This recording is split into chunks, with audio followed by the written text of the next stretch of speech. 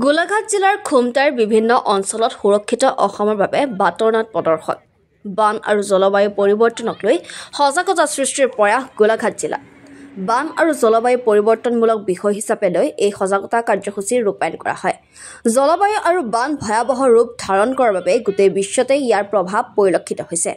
ইপিনে গোলাঘাট জিলাৰ খুমটাই ৰাজচক্ৰৰ অন্তৰ্গত অঞ্চলত সুৰক্ষিত অসমৰ বাবে বাটৰনাট কৰা দেখা পোৱা গৈছে। আন্তৰ্জাতিক দুৰ্যোগ বিপদাশংকা হ্ৰাস দিৱস উপলক্ষে গোলাঘাট জিলা দুৰ্যোগ ব্যৱস্থাপনা প্ৰাধিকৰণ আৰু বান আৰু স্বেচ্ছাসেৱী সংগঠন মাটিৰ উদ্যোগত জলবায়ু পৰিৱৰ্তনৰ সজাগতাৰে আনুষ্ঠানিকভাৱে এই কাৰ্যসূচীৰ শুভাৰম্ভণিৰ পাছতে বিভিন্ন স্থানত বাটৰনাট প্ৰদৰ্শন কৰা হয়। খুমটাই চাৰিআলিত বাটৰনাট শুভ উদ্বোধনী অনুষ্ঠানত উপস্থিত থাকে মিতালী লাহাকৰ, বিষয়া চম্পক ডেকা, চক্ৰ বিষয়া, খুমটাই উচ্চতৰ মাধ্যমিক বিদ্যালয়ৰ শিক্ষক, খুমটাই উচ্চতৰ মাধ্যমিক বিদ্যালয় আৰু খুমটাই মডেল LP স্কুলৰ শিক্ষাৰ্থীসকল, লগতে খুমটাই ৰাজচক্ৰৰ সকলো কৰ্মচাৰী আৰু খুমটাইৰ স্থানীয় ৰাইজ। উল্লেখযোগ্য যে 10ৰ পৰা 13 তাৰিখলৈ এই কাৰ্যসূচী ৰূপায়ণ কৰা হ'ব। খুমটাই ৰাজচক্ৰৰ অন্তৰ্গত বিভিন্ন ঠাইত এই বাটৰনাট কাৰ্যসূচী ৰূপায়ণ কৰা হ'ব।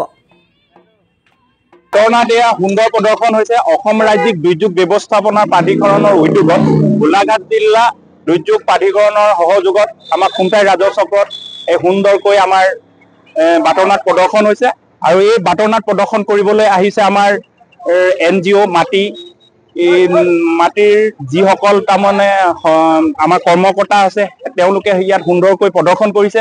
যিহেতু এই দুৰ্যোগ প্ৰশমন বিভাগৰ যোগেদি আমাৰ যিসকল গাঁৱলীয়া মানুহ বা যিসকলে আমাৰ দুৰ্যোগৰ ক্ষেত্ৰত সতৰ্কতা অৱলম্বন কৰিব লাগে সেইবিলাক অৱলম্বন নকৰে, তাক আমি কি কৰিছোঁ এই বাটৰনাটৰ যোগেদি আমি তেওঁলোকক তাৰমানে সজাগতা সৃষ্টি কৰিছোঁ।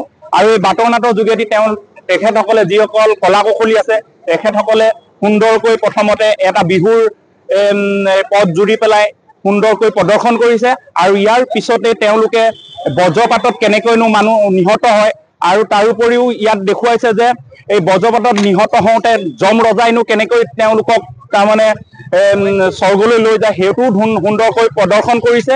ইয়াৰ পিছতে তেওঁলোকে বানপানীত যে মাছ ধৰিবলৈ যাব নালাগে আৰু মাছ ধৰিবলৈ যাওঁতে বিপদসংকুল জেগাত তেওঁলোকে যেনেকে ভৰি দিওঁতে তেওঁলোকে গৈ পেলাই অন্তৰ্ধান হয়। অন্তৰ্ধান হোৱাৰ পিছত তেওঁলোকৰ পৰিয়ালত কেনেকৈ দুৰ্যোগ আহি পৰে, তেওঁৰ পত্নীয়ে কেনেধৰণে স্বামী নাইকিয়া হোৱাটো ইয়াত বাটৰনাটত সুন্দৰকৈ প্ৰদৰ্শন কৰিছে।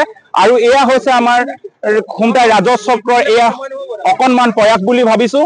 আৰু ক্ৰমাগতভাৱে আমি যদি এইবিলাক বাটৰনাটৰ যোগেদি আমি গাঁও অঞ্চললৈ বা আমাৰ বানপীড়িত অঞ্চললৈ য'ত আমাৰ দুৰ্যোগ প্ৰশমন বিভাগ সম্পূৰ্ণৰূপে সজাগতা সৃষ্টি কৰা নাই তেনেকুৱা অঞ্চললৈ গৈ যাতে আমি সজাগতা সৃষ্টি কৰিব পাৰোঁ। প্ৰত্যেকেই আমি সজাগ হ'ব লাগে, কাৰণ কি আমি সজাগ হ'লেহে আমাৰ মৃত্যুৰ হাৰটো কমিব।